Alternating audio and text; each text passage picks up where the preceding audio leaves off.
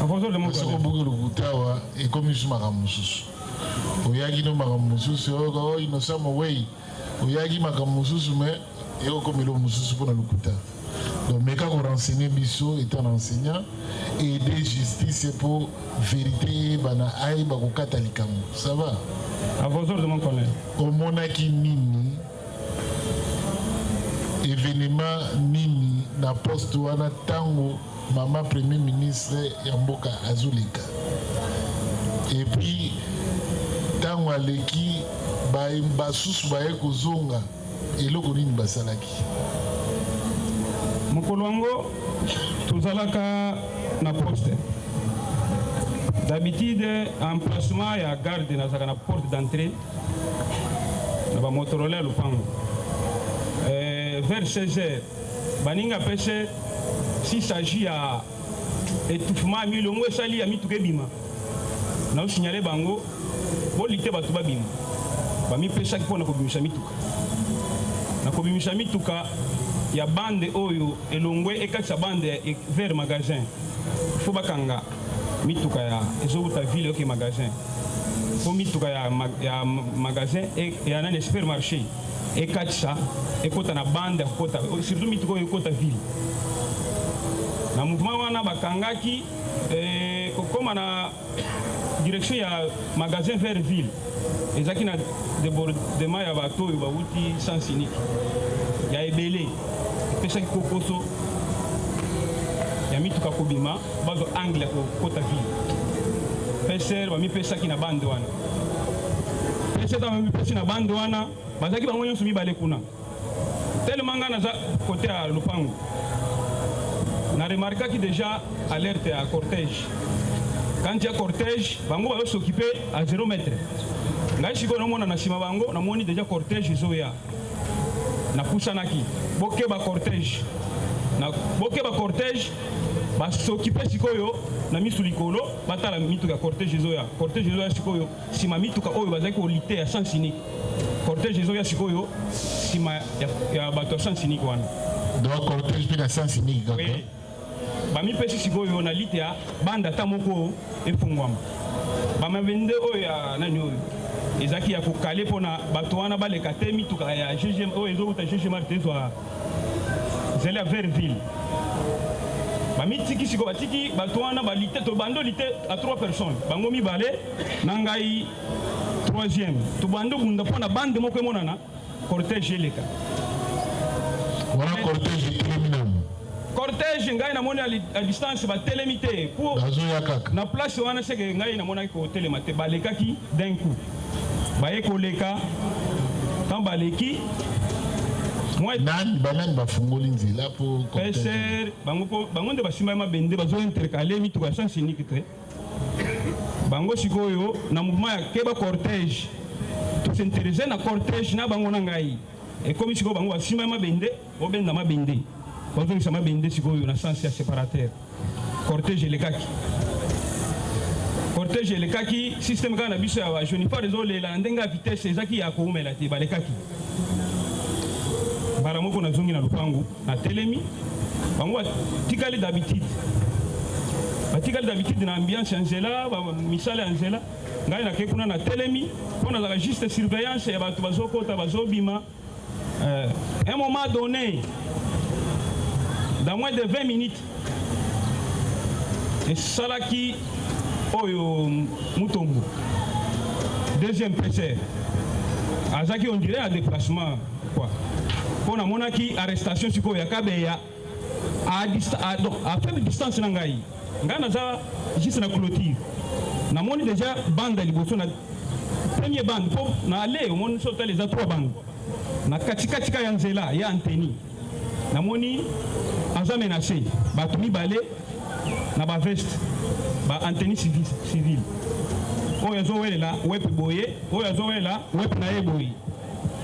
Impressionnant kingai, on sur place ezaki ngai antenne. Ye antenne na nzela. Na mi pesa ki courage ya kokota na nzela.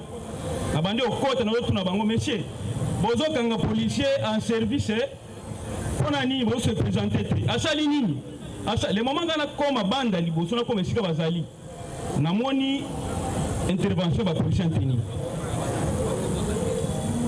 anteni baye juste bamoni son encadrement ya policier PCR na moment wana bango to bakangi PCR mutu oyo ya bato ya anteni civile ya ba veste basokipe na ngai po l'unique intervenant ezaki ngai efaka kopusha na wana katisaki bande moko mpona koma na troisième bande na deuxième bande ya katikati ya nzela basokipe na ngai babrake nga munduki mutu moko babrake nga munduki mais si ezala mosika sino nayokokini. Doni, tu as la parole. Mon colonel, je pense que naza koloba yango sembo oyo bango balobi oyo ye alobi ye moko nano aza koloba boye alobi boye ezali lokuta les policiers Kabeya abetama quitté mon colonel. Est-ce que oyebi ke oyebisaki ku mokolo oyo eleki ke ezalaka habitude na bango yango wana epesaki yo deja kanda na ntango bolekaki tokoki koyebisa ku mpo na nini ezalaki habitude na ye asala yango combien de fois? Bien mon colonel, natikalaki koloba likambo ya kanda te.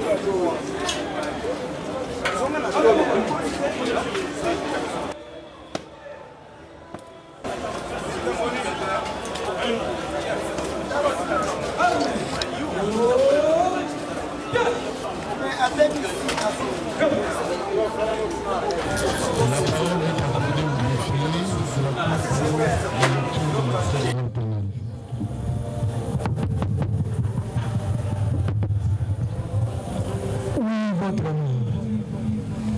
Extrait de rôle pénal. Audience publique de la Cour militaire de Kinshasa-Gombe, siégeant en procédure de flagrance en matière répressive au premier degré. Fait Kinshasa le 15 avril 2025, le greffier principal Mouzakimana Vincent, lieutenant-colonel. Oui, la Cour appelle l'unique affaire inscrite au rôle pénal sous le RP numéro 470/2025. En cause, auditeur militaire supérieur, ministère public et partie civile contre les prévenus ci-après. Commissaire supérieur Kanza Dunia à la barre. Commissaire supérieur Banga Nganzoli à la barre. Le sous-commissaire Yalal à la barre. APP Kabongo Théo à la barre. Au total, 7 prévenus. Tous les 7 sont là. Greffier acté qu'à l'appel de la cause, les 7 prévenus comparaissent comme suite. La Cour invite les avocats ou conseil de prévenus à faire acter leur comparution selon l'ordre de préséance. Votre honneur, conjointement avec Maître Alfred Fiston Belékou, avocat au barreau de Kinshasa Matete, conjointement.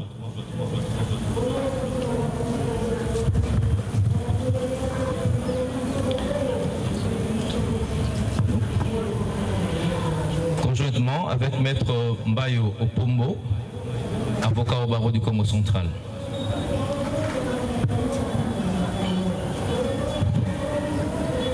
Conjointement avec Maître Dieudonné Kapafoulé, avocat au barreau de Kouilou. Conjointement avec Shekinan Sengili-Ungo, avocat inscrit au barreau de Kinshasa Matete. Avec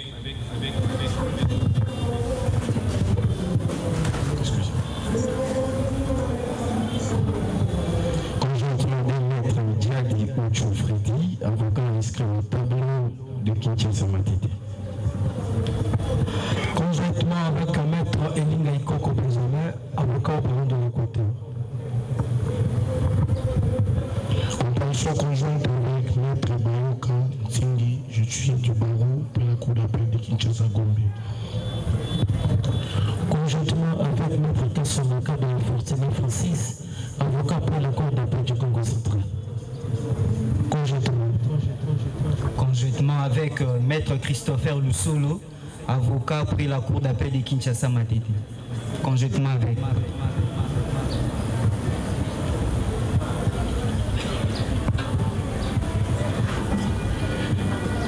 conjointement Maître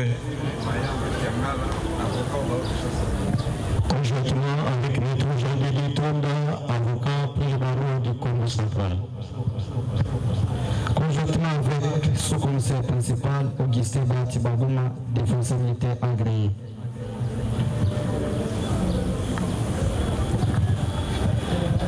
La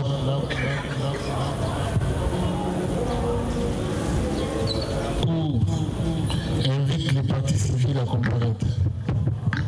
Il s'agit de la partie civile Salomon et Madame Aimé. Aimé qui?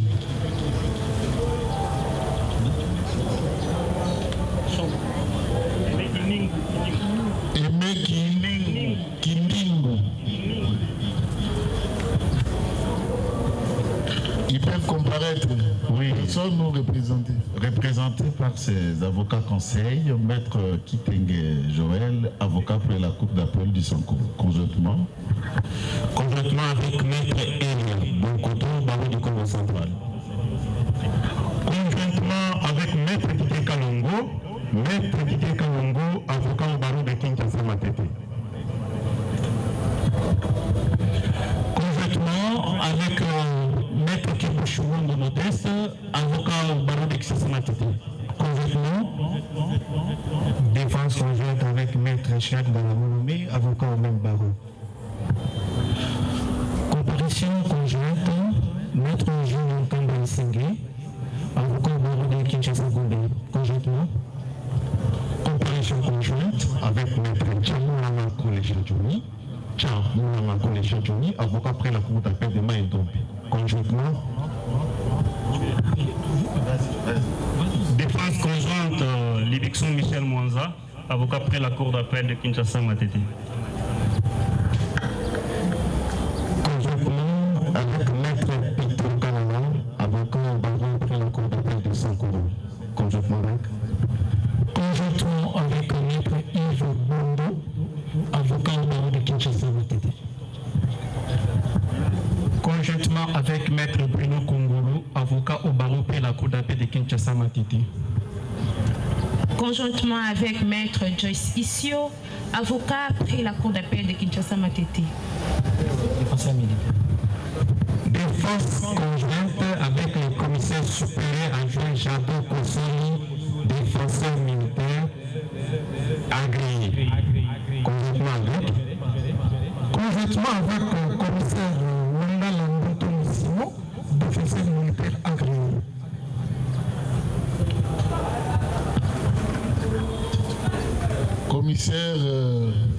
Commissaire de police. Oui, l'agrément, vous avez obtenu ça où? La même cour de Gombe. Pour quelle affaire? Il faut solliciter l'agrément. Vous n'êtes pas avocat pour représenter ou assister les gens de manière permanente. Vous êtes défenseur militaire. Donc vous siégez pour une matière déterminée. Et après tout, aux Onimutu, tout court.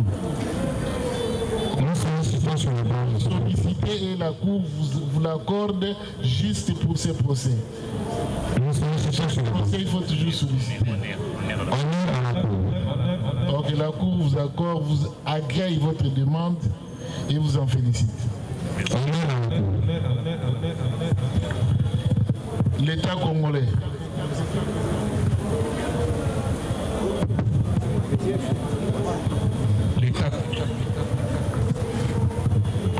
L'État congolais comparé par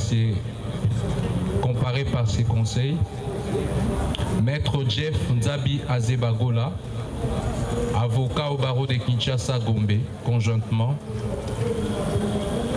Défense conjointe, Maître Joseph Lokadi, avocat au barreau de Kinshasa Matete. Rapproché de la sécurité de la dame Premier ministre qui accompagnait le prévenu principal, le major Doumbia, lors de l'arrestation ou de l'interpellation de Degouyous, afin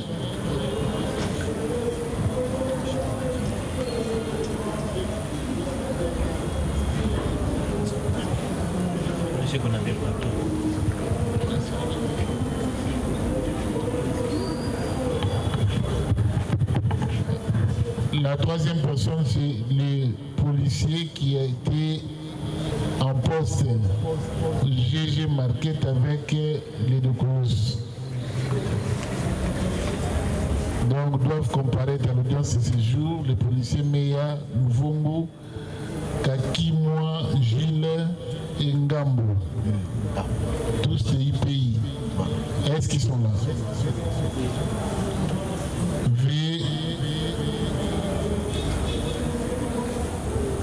Veuillez vous manifester. Où sont-ils?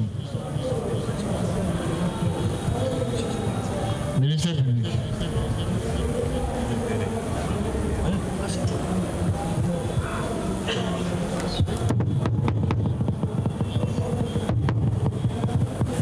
Monsieur le Président, monsieur le membre de la Cour, nous avons remarqué qu'effectivement, il y a eu des notifications.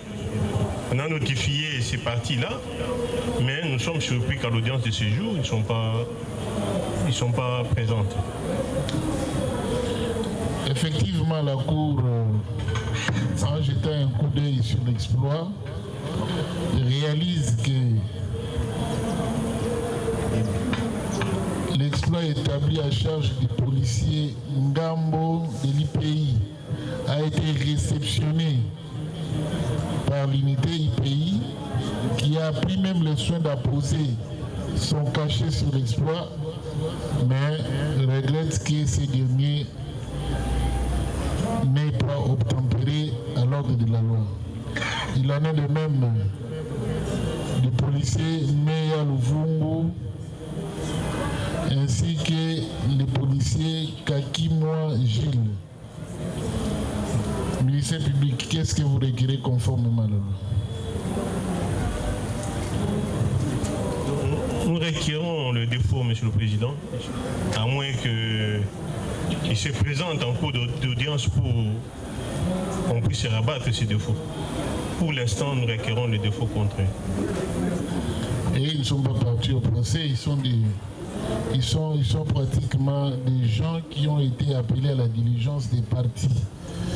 Et n'ayant pas satisfait à l'ordre ou au commandement de la loi, la Cour ordonne au greffier de prêter les mandats d'amener qui sera exécuté à leur charge, à moins par l'entremise de leur commandant. À moins peut-être qu'ils comparaissent très vite s'ils sont en cachette pour venir présenter leurs excuses légitimes. Mais sinon, à charge d'un chacun, mandat d'amener. Oui, maître. Votre honneur, il était là depuis très longtemps, mais il cessait d'avoir des petits ennuis au ventre et il est allé se soulager. Donc, besoin naturel. Il devait toujours être là. Voilà. Mais par contre, l'autre enseignant est là. L'autre policier qui était retenu à l'entrée de GG Marthe est là. C'est lui qui est. Où est-ce qu'il est? Il est là. Les noms, c'est comment? Passe. Les gars, on le saut.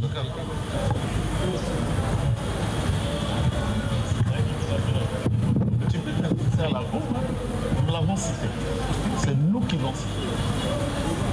Bonjour, comment on a dit?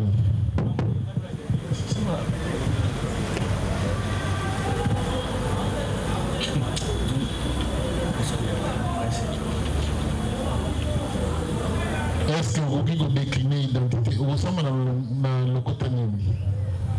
Nous sommes dans Lingala. Ok, Lingala. Mais quand on peut savoir son identité, comment on a dit? Kombo Nangai Tambwe Kazadi Félix. Tambwe Kazadi Félix. Ubotami wapi? Nabotami na Ntangala. Na? Ntangala. Ntangala. Date? Le 25 janvier 1983. Kombo ya papa? Kazadi. Kazala bomoi? Akufa. Bongo maman? Makulu. Kazala bomoi? Oui, Nazana. Vous êtes originaire du village Nini? Naza originaire du village Ntangala. Le village Ntangala, na territoire Nini? Le territoire ya Kabinda. District Kabinda. District Kabinda, c'est bien dit, hein? Oui, exact. Ok. Vous êtes volontaire il y a Nini? Naza volontaire il y a 2008. 2008, c'est au Saliwapi? Na Kabinda Centre. Matricule? 219 831 187 71 21.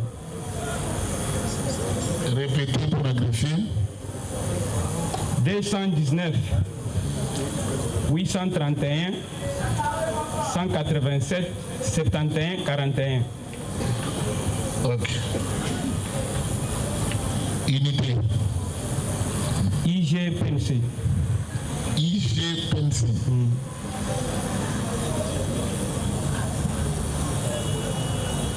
Ofandi wapi? Na fandi na Nseli, na commune Nseli. Commune Nseli. Adresse? Quartier Mikonga, avenue Kasangulu, numéro 30. Ok. Est-ce que bateau Nyonso va prévenir? Maître, essayez de vous retirer, pas vous retirer, mais mettez-vous au deuxième plan. Laissez les prévenir au premier plan.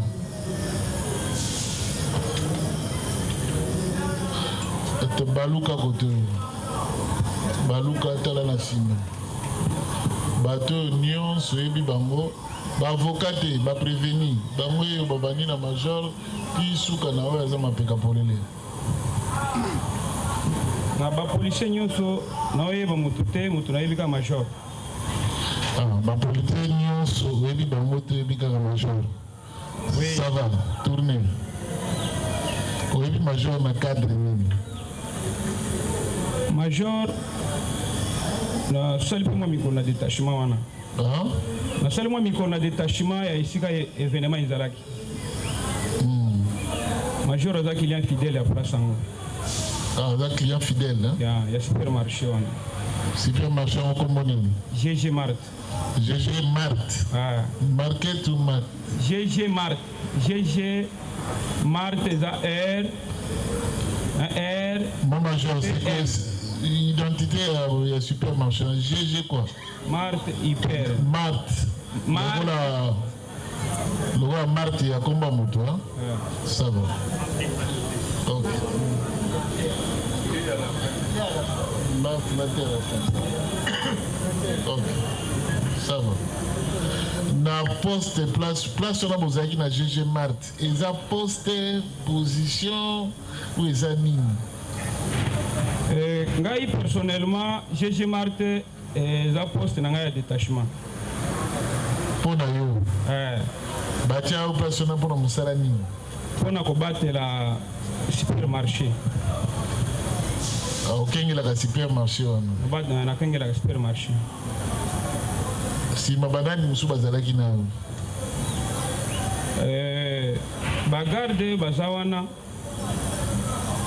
ba policier nini mususu bozalaki na bango elongo nazalaka yo moko na compte ya IG? Non, na compte ya IG pona mokolo ya événement nazaki nga moko.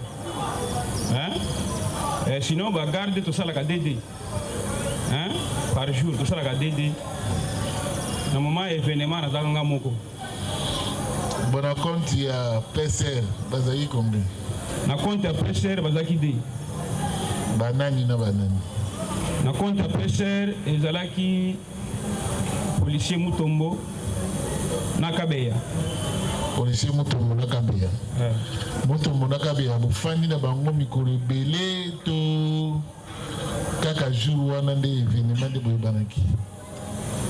Baza ba PCR ya Carrefour wana ya mwa mikolo po tofete na bango na fete bafete ya bona année bazalaki wana bayaka jour baye basali na butu bazongi bosololaka bien. Bango basala mosala nzela des fois soki mpe circulation eza te bakotaka na guérite ya garde esike tozali bavandi. C'est cours oyoka comme renseignant. Mama tokondaki kotala lien oyo ezosangisa bino me toyei komona mwa amitié kokozala na kati donc moyen de faire prêter au serment ezali te okodépose comme renseignant. Elingi koloba te ke maloba ya renseignant babwakaka yango non, ezali na appréciation souveraine ya cour mais kobuka lokuta te ça va. Soko obuki lokuta awa ekomi su makambo mosusu oyaki no makambo mosusu oyoka innocent mowei oyaki makambo mosusu me ekokomi eloko mosusu mpona lokuta donc meka korenseigner biso étant enseignant aider justice pour vérité bana ayeba kokata likambo ça va. À vos ordres mon collègue. Omonaki nini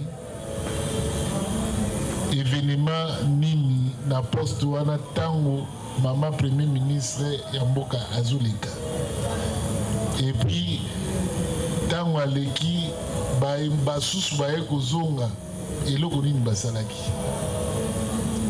mokolo wango tozalaka na poste d'habitude emplacement ya garde nazalaka na porte d'entrée na ba Motorola lupango vers 16h baninga pêche s'il s'agit à étouffement milongo esali ya mituke bima na signaler bango bolite batu babima bami pêche ki pona ko bimisha mituka na ko bimisha mituka ya bande oyo elongwe ekatsa bande vers magasin faut bakanga mituka ya ezouta ville ok magasin faut mituka ya magasin et ya na supermarché ekatsa ekota na bande ekota surtout mituka oyo ekota ville na mouvement wana bakangaki koma na direction ya magasin vers ville ezaki na débordement ya bato oyo bauti sens unique ya ebele epesaki kokoso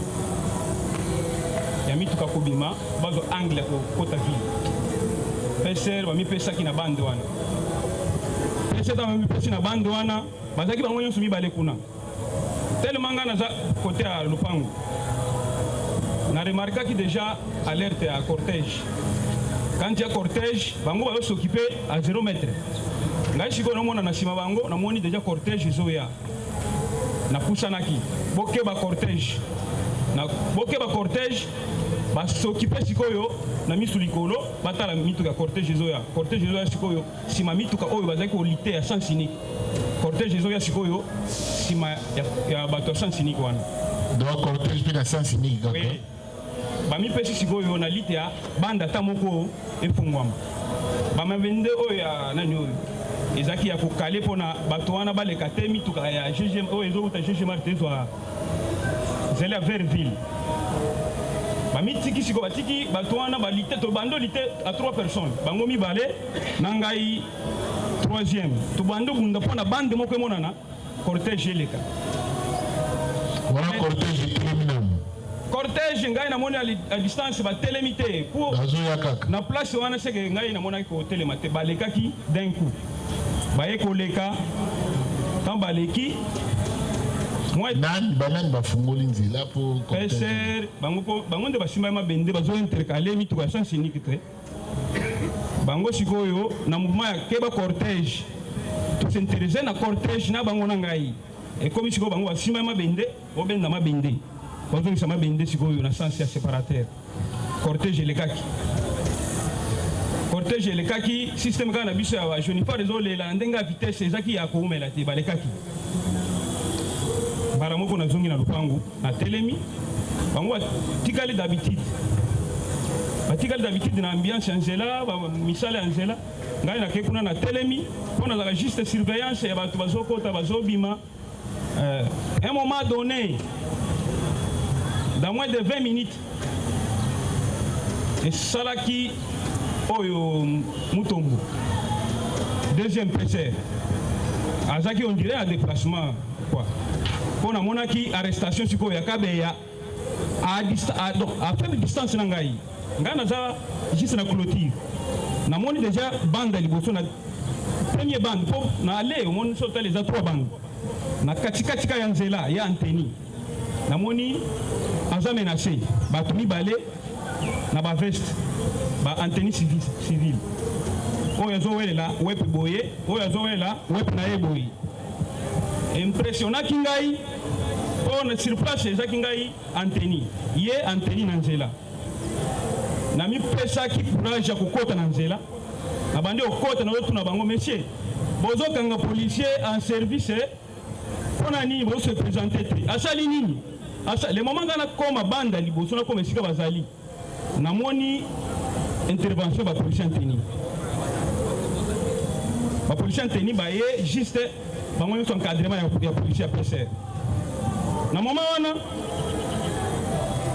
bango to bakangi PCR mutu oyo ya bato ya anteni civile ya baveste basokipe na ngai po l'unique intervenant ezaki ngai et faire au pouce na wana katisaki bande moko mpona koma na 3e bande 2e bande ya katikati ya nzela basokipe na ngai babrake nga munduki mutu moko babrake nga munduki monsieur ezala mosika sino nayokokini seke munduki mpenza na tolo na ngai na munduki soki à 1 mètre ezala mosika sino nayokokini na 16 heures en plein air esalaki ngai somme wana bato balataki ba veste bango basali sikoyo encadrement na ba policier anteni po bango basali ko ba récupérer mutu bango basali bouclage bakomi lokola ba s'occuper na ngai mutu naza ko intervenir opazala musika sino na yo kokeni bon effet ya mutu azolo bana yo pointer mundu ki tant que policier namonaki yango sérieux pesaki ngai somo nakomi oloba na telemi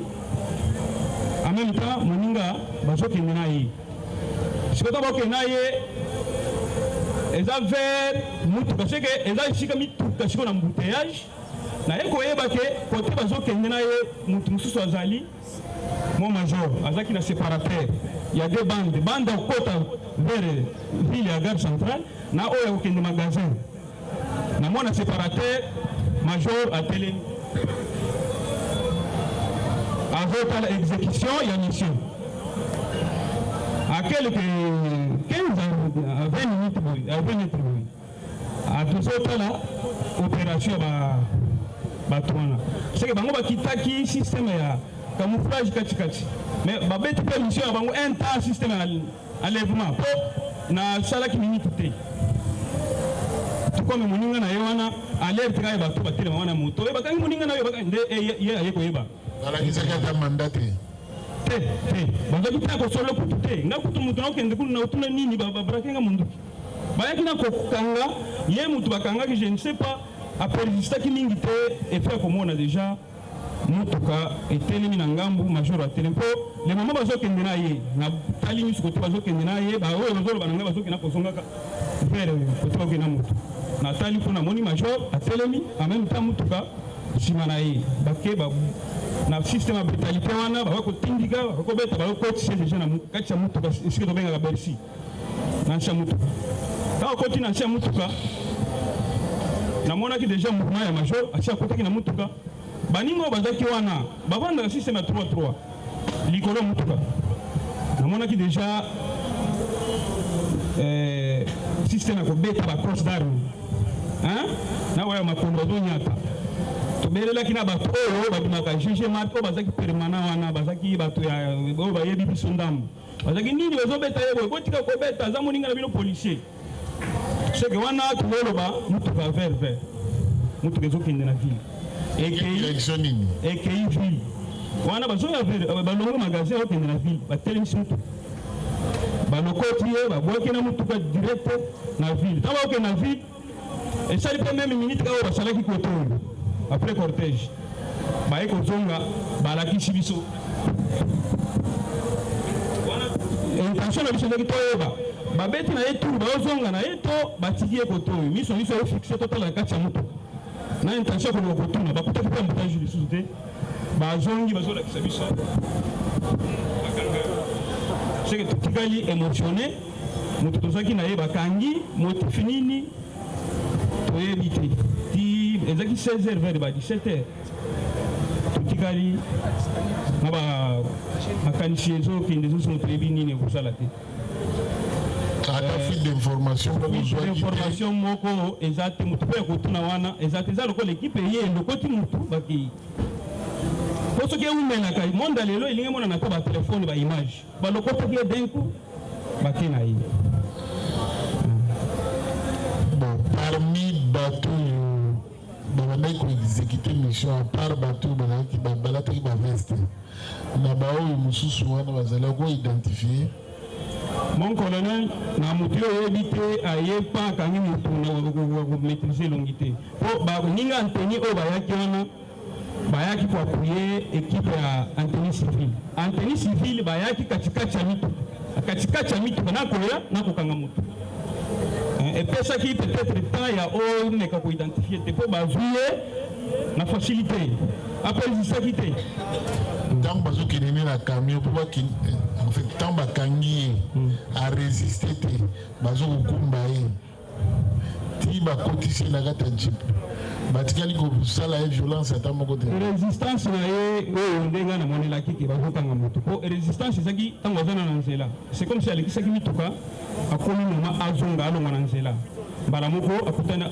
donc bato babimeli ngambo na ngambo bakangi ye azalaki koresiste ndambu mpo epesaki émotion bakokanga motu na mouvement wana nde oyo nga namona te déjà ke bakokanga motu sikoyo na kokende na ye mouvement sikoyo ya bato bakangi bazali kokende na ko oyo so mibale basere baoyo bakokenda kotindika babeta kotindika te kobeta kobeta ndenge nini expliquer bazokenda kobeta baoyo makofi baoyo bacrosse d'arme wana ti batindiki na mutuka wana mouvement ekontinue mutuka mpe eumelaki te immédiatement balongwe baoyo bazalaki na mutuka bakomi koneta ye baoyo bazalaki likolo baobetaka bacrosse d'arme.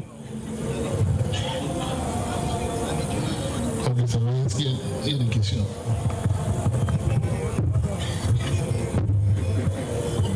Comment on a le papa? Tambwe Kaza de Félix. Tambwe Kaza de Félix.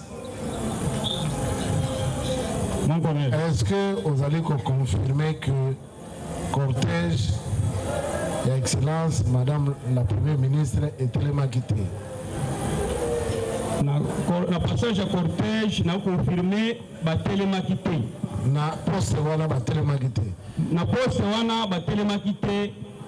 Eloko kutokomisaki ngai na Carrefour ezali pona cortège batelemaki te. Balikaki mbala moko. Système ga mbanga système balikaka ba junifar. Batelemaki te.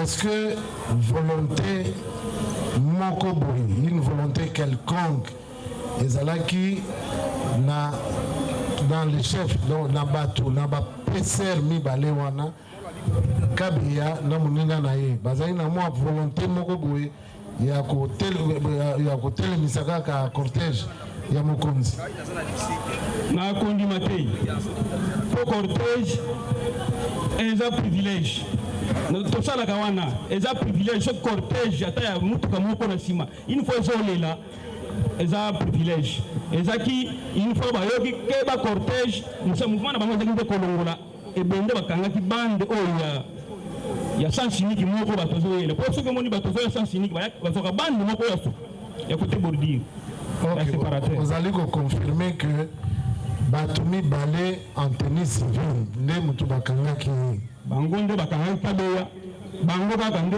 motu moko abrakaki nga arme moko na bango nde abrakaki yo arme. Vous avez confirmé que tant que bakangi ndenge tu koloba vous avez confirmé que tant que bakangi babandi kobeta ye bamatisi na mutuka baoyo bazobeta makofi baoyo bazobeta crosse d'arme baoyo bazonyata. Vous avez confirmé yango? Nazo confirmer yango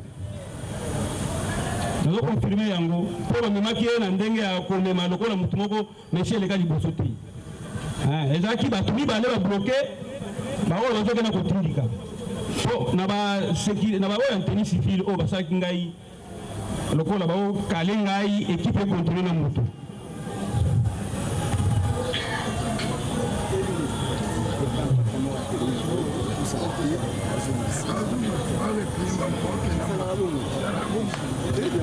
Est-ce que vous pouvez reconnaître parmi les deux personnes en tenue civile, est-ce que vous pouvez reconnaître Oyo Abrakaki Munduki? Mon colonel yaki na sens na lo kangelungi ya mutu te ko ya bilungi ya bato na yebite esalamaki na ndenge bango brake ngai miso na ngai otala stress surtout kote bazo kendela mutu ezali ko bato moko kale ngai na atteindre mutu te nazoki tango yeba bango te. Est-ce que vous pouvez décrire Azam Pembe mutu? Sinon précision na ngai ezaki ndenge mona kote bazo kendela mutu naza penza na image ya koyeba mutu bien te. Arbre ya type nini babrakaki? Babrakaki ngai GP GP ni kusi oyo bato tennis civil me balata. La défense a suivi avec l'attention la plus soutenue.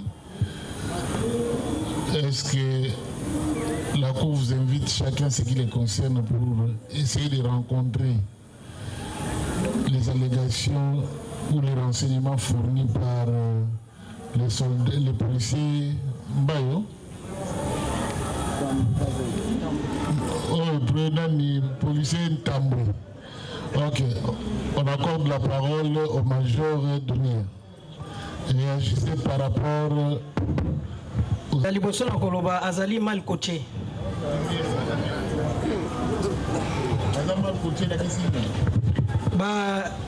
Expliquer bien te. Oh non salobi ezali lokuta misusu ezali ya solo. neti oyo nalobaki 2 personnes à tenue civile nde basimbaki ye, ça c'est vrai. Na telemaki likolo séparateur, ça c'est vrai. Cortège tango ye, je m'excuse, biso tokitaka pamba te. Cortège etelemaki mon colonel bakangaki nzela na bamabende oyo na sansi wana mosusu. Cortège etelemaki biso nde biso tokiti mpona kofungula libende ya cortège ye azalaki te, yango nalobi bakotie ye mabe. Plus rien besoin de mon colonel. ozalaki to te ngai cortège moto alakisi peser cortège ezali ngai po peser bazali kosedone plus na bato ozoya sens unique, bato ya sens unique bamituka taxi bazalaki face ya mituka wana. ngai telema naza moto anja nzela namoni deja mituka ya cortège kuna junifar ezoya na kotaki wana keba cortège le moment bango batali nde babanda komenda mabingi po batiaki mabingi kokale bato wana de fait que mituka oyo ezobima ezwa bande okota vi. Oui mon colonel, soki tolandi na renseigner ya liboso na ye ndenge alobi mwa bokeseni ezali na niveau nini. D'abord nakoloba nanu mpo na ye azali détaché kuna na kati nayebaki te na lolenge netindaki ya ti na balabala. Ye azali détaché na kati ayaki na balabala kosala nini mpe na aire nini aza roulage te. Oza roulage te oyaki kosala nini na balabala? Qu'est-ce qui vous a attiré? Mon colonel, tosalaka prix ya peser soki embouteillage eza makasi tokotaka na nzela bango ndenge azoloba na nga boye ayebi nga de A à Z alekaka wana kangela ye nzela ayebi ke nakotaka na nzela soki pese bayaka kutu na retard baza na rendez-vous ya place wana bayaka ta mosu ba 9h ba 10h soki oleki wana tongo a 7h 8h bato magasin bayebi nga bien avec certitude. Est-ce major oyebi sodora ni police? Mon colonel nabanzi nalobaki nayebaka 2 personnes na bapeser bango bonga chanokati pa esu tokutaka baje bamura bapem bapepe oyo vomanga na tiaka na misu na ngai ezali bo bakangela nga nzela le 2 peser oyo ya mokuse na oyo azalaki lobi awa nde bato ngai nayebi bango wana.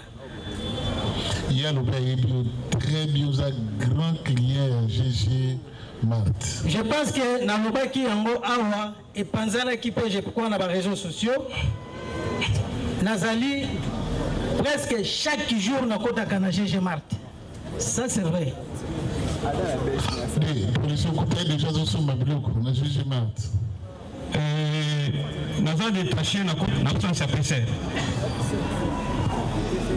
Ok, oui. Vous avez la parole. Mon colonel atikala kokangela ngai nzela te à part les 2 pêcheurs. Voilà, je sais répéter. Donc, déjà sur le bac en gros, c'est qu'il n'y a plus rien à dire.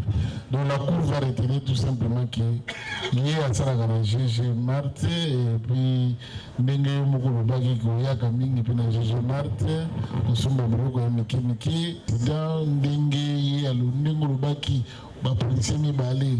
Na tennis civil bayaki bakitaki avant 20 mètres basali la rise bakangi mutu ye pamona ki ba policier wana baye bakangi mutu azui na bopete et tant bazoki na bazobe nazo sala kwa ma résistance belema mususu oyo bazaki na tennis ba appuyer bango bazui babwaki na kati ya mutuka ba kotisi na mutuka mais bisika tant wakoti na mutuka batie na Bercy.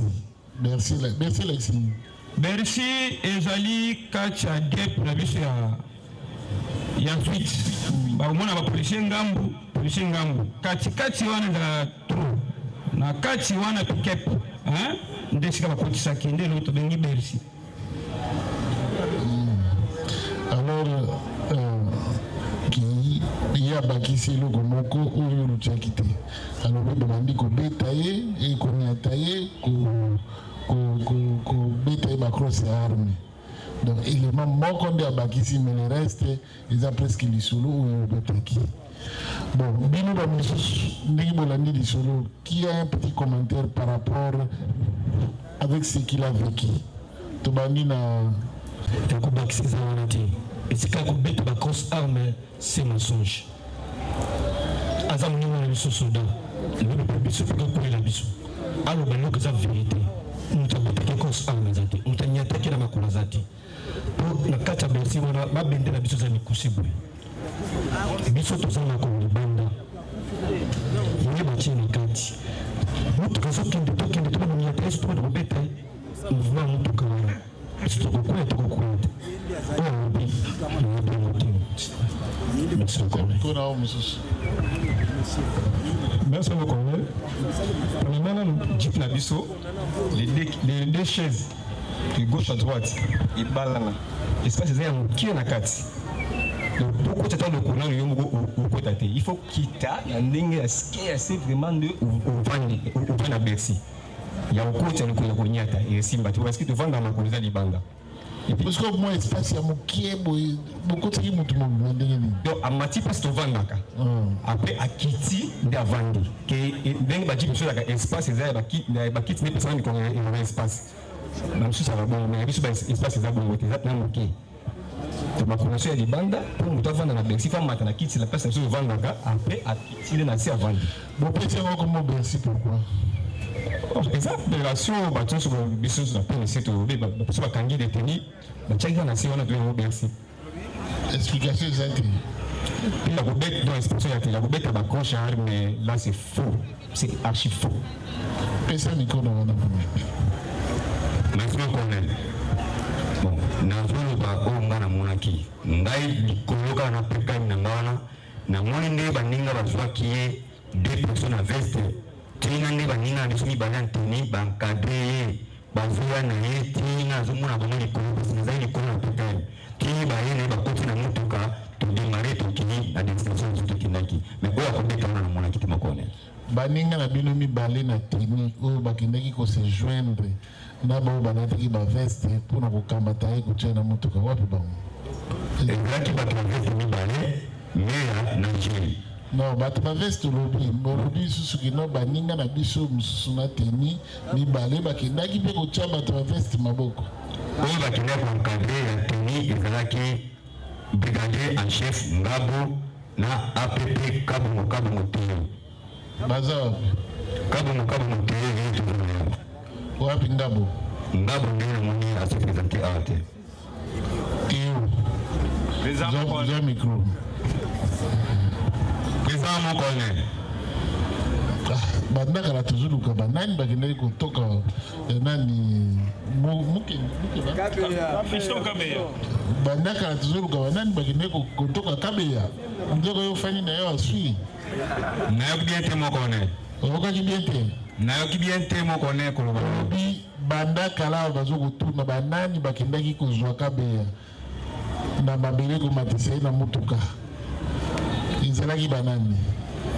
Eza des personnes en tenue civile, des batubakitaki, na 20 mètres avant qu'on commence chez Marthe. Biso bato ateni, tuyeko kitaka, tangu tumoni bato ateni civile bakumoya. Bino bato ateni bozaki combien? Tozaki des personnes. Yona nani? Ngai na brigadier en chef Ngabo. Yona Ngabo, brigadier agi na ordre nani apesi na ordre keno bino boko tabo sangana na ba bozwa epori. Eza si ordre ya commandant détachement Major Dunia. Ah, bon, je sais que c'est ordre ya Major Dunia. Ok. Bongo policier wana moko o alataki uniforme aza wapi? O bozalaki na ye. Na ebite yabo. Na ebite mon colonel. Unité ya Ngabo zani na Dunia. IPHP. Est-ce qu'il y a un bateau de Bengi greffier? Est-ce que le nom de Ngabo figure? Ok.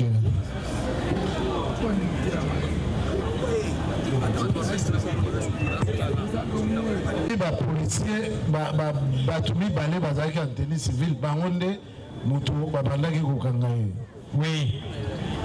Oyo bazalaki en tenue ya police bazalaki combien?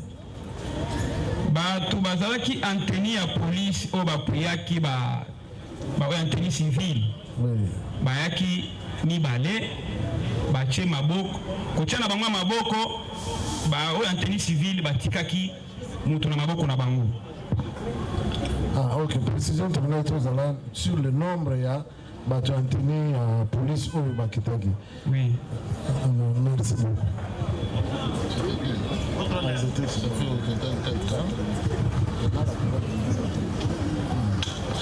Ministère public, vous avez suivi. Nous avons toujours soutenu dès le début que le regretté Kabeya a été victime de coups de la bande Adonia. Monsieur le Président, j'ai encore quelques questions à poser aux renseignants. Renseignant Tamboui. Présent. Vous avez confirmé dans la cour qu'il y a solo monaki. Tango bazo kanga Kabeya Senda. Robeta. Babeta qui babandai ko beta ye à partir yesika wana oyo babetsaki ba matiaki na motuka. Vous confirmez yango? Nazo confirmer façon bazela Kabeya ezaki brutal. Parce que Kabeya brutalement bazako kendela ina kotindika kobete bandela ki nanse ba komi na motuka ngana monaki ba jet ya cross d'armes. Avant ba soldat ba police ba vendre na motuka. Komata na bango na monaki ba jet ya kobeta onyata na kolonase ananya ya motuka. Merci. Merci beaucoup. Ça réconforte notre conviction, Monsieur le Président. Parce que mon toyo bakanela kiye, Monsieur le Président. Parce que na OIA, Koya na CG Marc, ce n'était pas pour venir bercer ce monsieur. C'est pour venir le prendre et le récupérer, comme on l'a dit. On ne devait pas le récupérer en douceur. On l'a récupéré effectivement avec brutalité en détabassant. Et la destination c'était laquelle? On a continué à les tabasser tout au long de la route. C'est ce qui ressort des faits même des témoignages. Ce sont les témoignages concordants des deux personnes, Monsieur le Président. Ce qu'on retient que les deux personnes étaient sur place. Est-ce que le prévenu Dounia peut-il contredire ce qui a été avancé par des personnes? Dounia, tu peux contredire? Dounia, tu as la parole. Mon colonel, je pense que naza koloba yango sembo oyo bango balobi oyo ye alobi ye mokona naza koloba boya alobi boye ezali lokuta les policiers Kabeya abetama quitté mon colonel. Est-ce que oyebike oyebisaki ku mokolo ya oyo eleki ke ezalaka habitude na bango yango wana epesaki yo déjà kanda na ntango bolekaki ozongela ye lelo olakisa ye. Ça fait partie de la préméditation. Ça fait partie de la préméditation. Est-ce que vous voyez ça court pour nandini ezalaki habitude na ye asala yango combien de fois? Bien mon colonel, natikalaki koloba likambo ya kanda te. Ngai nalobaki boye. Soki pona habitude nalobaki Kabeya te. Nalobaki ezalaka lolenge ya bato ya GG Mart. Toutefois bachaka biso na kokoso. Ce n'est pas que Kabeya, non. Soki toza koya na toko tanga kobima totindaka bato oui. Mais tango kozonga ekomelaka biso mingi kokoso place wana. Je n'ai pas cité le nom de Kabeya nde asalaka biloko wana. Nakokandela Kabeya pona zwa eloko nini parce que azali soda lokola ngai, policier lokola ngai. Nakokandela ye pona eloko nini mon colonel. Mais au lobby et ça le lengue à ba policier à GGMA. Mais au lobby les lots il faut pas yo kayo. Au bandit embarquement mon conjoint qui n'a noté. Et ndenge nini yo pesi embarquement besoin zerati na GGMA. Besoin mutu betiye.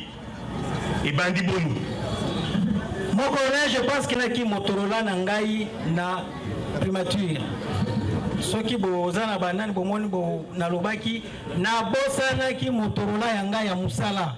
Eza téléphone te Motorola ya musala. Na bosana ki on a primature, to bimaki na ndenge moko ya cascade. Vous avez combien de Motorola dans kati ya cortège? Combien de Motorola? Wana ezali yangai, mutu na mutu akoza Motorola na ye. Répondez à la question. Vous avez un Motorola, combien dans le cortège? Mon colonel, Motorola ezalaki yangai. Oyo ezalaki yangai ya musala. Est-ce qu'en dehors il y a un Motorola na yo? Na quoi il y a cortège, vous avez un Motorola, vous avez raté. Chaque jeep est un rôle na jouaka. Ngana zana pointe. Chaque jeep est un rôle na jouaka. Ngana zaki na pointe. Donc il n'a qu'à cause Motorola oyo yangai. Mon colonel, répondez à la question. Simpliste. Vous allez gagner Motorola combien? Tu ne sais pas, le ministère public a posé question, qu'est-ce qui vient en tirer comme déduction? Yozo répondait dans le lengue Moussousou pour nous contrecarrer.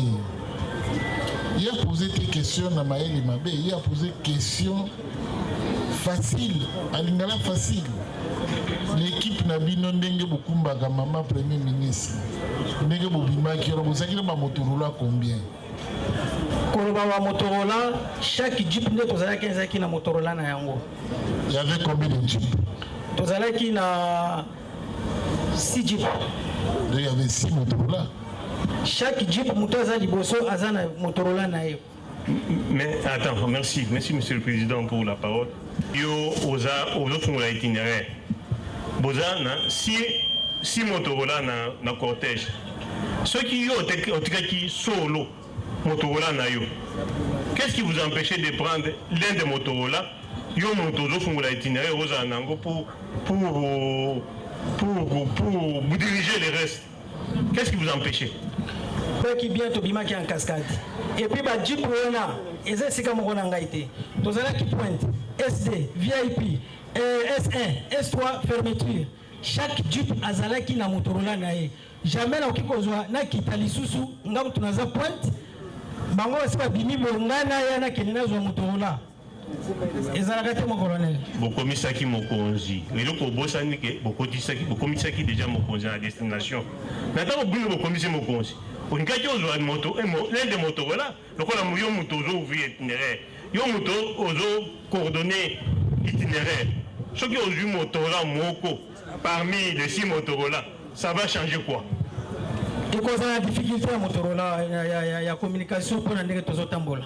De l'engo à netro la kisaki, il y a solo au songel qui Motorola te. Au songel qui m'a combo mususu. Parce que c'est un Motorola qui vous manquait pas. Ce n'est pas les Motorola qui manquaient. Les Motorola, il y en a eu. Les Motorola, pour assurer la coordination, même les retours de la haute personnalité, les Motorola, il y en avait. Okay, merci, Monsieur le Président. Merci bien. Il a répondu à vos questions et puis on accorde la parole à son conseil pour préciser davantage. Merci. Merci, Messieurs les premiers présidents, de la parole accordée. Où nous allons en découdre lors de son réquisitoire, il va démontrer comment les prévenus ont administré les coups à l'égard du regretté policier Kabea. Depuis le lundi, Monsieur le Président, distingués membres de la composition, nous avons posé des questions ici pour que nous, la défense, nous prévenus, que nous soyons rassurés si réellement le regretté Kabea a été administré au coup par les policiers. Ça a voulu créer un scandale ici, Monsieur le Président. Mais nous sommes surpris aujourd'hui. Le ministère public prend la parole. Il vous dit, Monsieur le Président, nous vous confirmons que ces prévenus ont donné le coup au policier Kabila. Mais Monsieur le Président, c'est une légèreté scientifique, Monsieur le Président. Monsieur le Président des 5 membres de la composition, qu'il plaira. Maître, est-ce que vous ne trouvez pas cette expression vexatoire? Nous les retirons, Monsieur le Premier Président, pour la beauté de la science et l'élégance. Ouais, prochainement, il ne faut plus faire ça. Okay. Merci, Monsieur le Président, puisque nous avons encore la parole. Monsieur le Premier Président, si la Cour peut faire revenir les premiers renseignants, parce que lorsque le deuxième renseignant a déposé par devers vous, Monsieur le Président, nous avons senti une contradiction. Une contradiction, Monsieur le Président, on n'arrive pas à digérer cette contradiction. Voilà pourquoi, avant de compléter nos clients, nous voulons d'abord que les premiers renseignants qui aillent à déposer le lundi, qu'ils soient ensemble avec nous ici. C'est comme ça que nous allons procéder. Donc, vous avez retenu ce qu'il a dit. Ces dépositions, vous les avez. Et vous avez les dépositions du deuxième renseignant. Tirez les conclusions des droits. Monsieur le Premier Président, avant de faire les observations, comme nous l'avons dit, nous préférerons de commencer avec des questions à l'égard du renseignant. Monsieur le Premier Président, si les renseignants peuvent confirmer qu'il était au milieu du boulevard. Pour Mataouia, Yozaki Wapi, au Monelaki cortège, à quel niveau? Gaïna Moni cortège à distance de 150 mètres. Sota les Akourbi. Ce que vous avez à droite vers le magasin, vous avez facilité comme on a courbi, il texte son nom.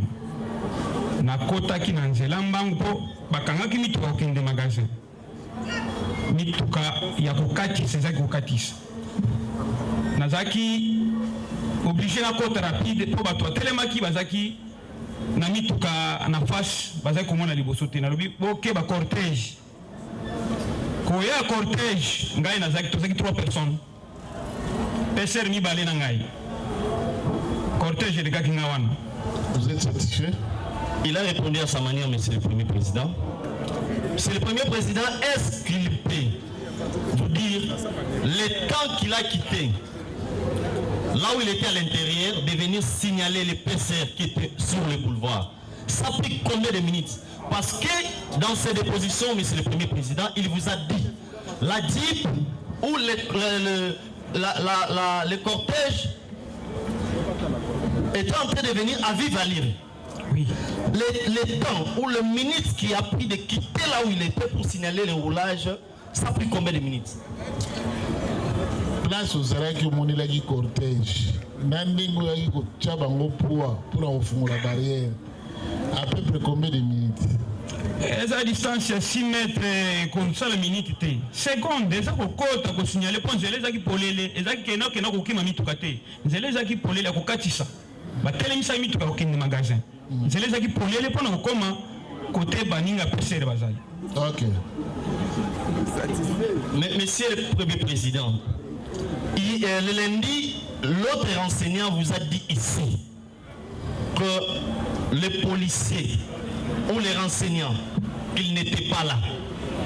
Mais lui, aujourd'hui, il vous dit qu'il était là. Entre lui et l'autre renseignant qui dit la vérité, qui était effectivement là pendant que les faits s'est passé. Écoutez, est-ce qu'on peut donner lecture? Vous voulez qu'on donne lecture de qu'effectivement il était présent et que ce que vous êtes en train de dire, c'est pratiquement des histoires non consignées? Monsieur le Premier Président, nous aimons votre sagesse. Tout ce que nous disons. Que vous voulez à tout prix qu'on l'invite à comparaître parce qu'il est là. Bon, Monsieur le Premier Président, parce que nous sommes dans un collectif, il y a encore d'autres questions. Non, ce qu'il faut faire, c'est quoi? Oui, écoutez. Monsieur le Président, nous acceptons cela. Écoutez, ce qu'il faut faire, c'est de gagner du temps. Parce que s'il vient, il va pratiquement confirmer tout ce qu'il avait dit hier. Alors la contradiction que vous êtes en train de développer, vous devez tirer ça intelligemment entre les déclarations de ces deux témoins. Et ça va vous servir d'un argument. Cette contradiction va vous servir d'un argument au moment opportun. L'utiliser dans votre plaidoirie. Monsieur le Premier Président, parce que nous sommes dans un collectif, nous avançons. Parce que tout à l'heure, la Cour nous a fait entendre que nous avons les déclarations que le premier enseignant avait déposé devant la Cour. Manipulez bien votre micro.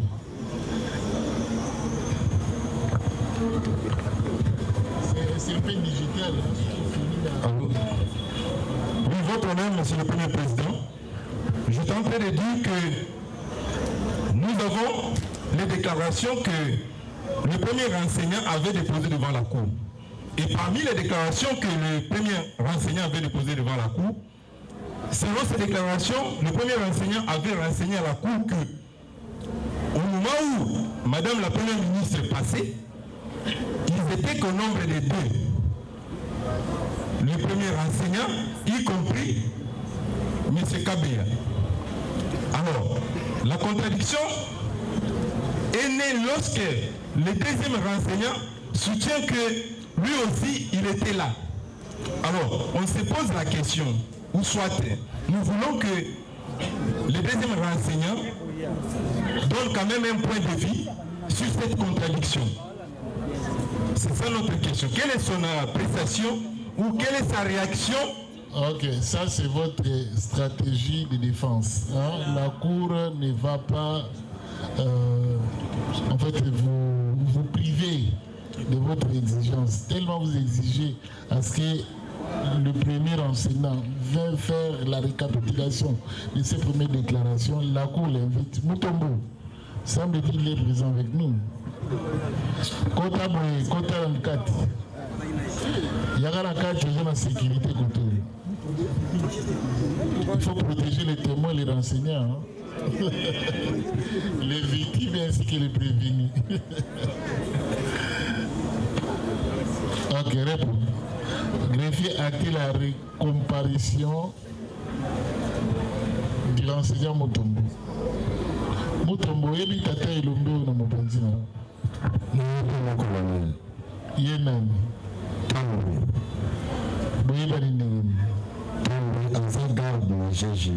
Depuis quand? Bon, écoutez, on a remis déjà. Autant Bozoko Sala Moussala na bino ya PC na balabala, est-ce que Tamboyaki?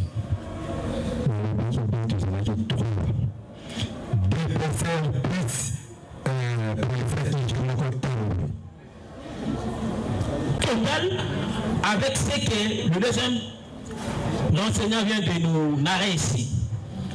Nous avons 3 petites... Non, relevez d'abord ces contradictions. Première contradiction, par rapport aux barricades. M. Mutombo avait relevé qu'ils n'ont pas barricadé la route. Mais ici, le deuxième enseignant vient de dire que la route était barricadée. Première contradiction. Deuxième contradiction. Lorsque les gardes sont venus appréhender, récupérer le fait Kabea, oui, apparemment, les deuxièmes renseignants disent que Mutombo n'était pas là. Alors Mutombo avait mieux déclaré à haute voix depuis le lundi qu'il était présent et il était présent de tout événement. Ces contradictions nous amènent à croire que nos 2 enseignants ici présents n'étaient pas là et ils veulent rencontrer à la cour de n'importe quoi. Ok, on répond, on va réfléchir. D'abord qu'il termine et on va accorder la parole à... Oui. L'avocat qui vient de poser quelques questions soulevées d'exception, je crois que les preuves de l'audience peuvent les témoigner. N'a comparé que pour le major Banga. Seulement. Et Banga était au bureau, n'était pas là. Il pose des questions depuis quand? Lui ne prête pas le procureur. C'est un avocat. N'a qu'à se taire quand on parle de cette question. Et ces questions doivent être considérées comme s'il n'a rien dit. Ok, merci beaucoup. Donc on peut passer au stade. Oui, merci Monsieur le Président. Je vais directement répondre les confrères. Nous sommes tous inscrits sur le même RMP. Ça, ce n'est pas un problème à vous soumettre. Nous avons une question concernant les renseignants par devant vous, Monsieur Tangoui. Il était tantôt sur place en disant qu'il a été braqué. Qu'il nous dise et qu'il confirme devant vous que quand il était braqué, ses yeux étaient fixés sur le GP braqué sur lui, ou ses yeux étaient fixés sur le déroulement de l'affaire, soit sur le major qui était sur les séparateurs. Maître, il faut se placer dans le contexte du renseignement. Écoutez, non, il y a des évidences, il y a ce qu'on appelle les... Premier Président, c'est très important pour nous de la défense, s'il vous plaît. Écoutez, c'est très important, mais il faut qu'on vous explique par rapport à une évidence. L'arme de guerre, est-ce qu'on vous l'a braqué déjà?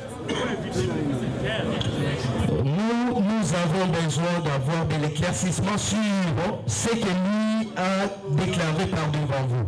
Et cette réponse doit nous aider à fournir encore quelque chose par devant vous. Il doit nous répondre. Et nous avons besoin de cette réponse. Car c'est très important, Monsieur le Premier Président. La question est adressée à qui? Est adressée au premier enseignant, au Tamboué. Tamboué. Tango babouaké aux armes. Réaction à yo, ezalaki nini, et puis misu na ezalaki wapi na lola to na seto likolo to na ngambo na ngambo. Mon colonel, intention na ngai ezalaki intervenir moninga bakangaki na bato anteni non notamment identifié pour bazaki anteni civile na yebaki bango te. Le moment nga otia ba pa na ngai vere bango na monaki ba police anteni civile anteni ba yé pour na renforcer bato anteni civile. Na moment bango ba kosimba po ba police komaki na nzoto ya défunt liboso na ngai. Bazaki combien? Bazaki de. Il faut qu'on renforcer bato anteni civile. Bato anteni civile basalaki no Congo na détenu bakangi basokipe na ngai mutu nza kusala intervention pour nazangi ngamoko babrakaki nga arme quelque soit arme etelemisaki ngai me nazaki na intention koyeba wapi bakokendela mutu po bazaki kosala bongo bazozongaka nsima vert kote bakokendela mutu ozalaki déjà traumatisé nazalaki traumatisé na munduki mon colonel munduki etraumatisé ngai mpo na moi bato anteni civile posa na ngai nayeba mutu yango bakei na yo wapi baza na bapolisier ya wapi nde namoni kote bazokende dipe telemi entre dipe na bango major aza na séparateur na bordure ya séparateur aza likolo. Ok, merci beaucoup. Merci beaucoup, Monsieur le Premier Président. Malgré que nous ne sommes pas satisfaits de sa réponse, mais nous pouvons acheminer avec une autre petite réponse. Peut-il confirmer par devant vous, avec votre autorisation, peut-il confirmer que lors du déroulement de cette scène, Mutombo était là ou non? Est-ce que Mutombo est là? Na moment bakangi Kabera immédiatement Mutombo azaki na eto Kabera azaki yemoko na nzela Mutombo azaki à faible distance na traité ya mituka na moto bekuka batutanaki na moment wana c'est que ye habillé que ça soit été Monsieur le Premier Président. Maître, vous arrachez la parole aux gens comme ça, pourquoi?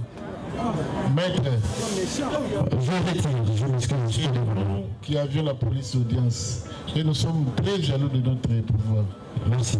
Vous ne pouvez pas prendre et ramasser la parole ou bien la prendre de manière anarchique, non. Ok.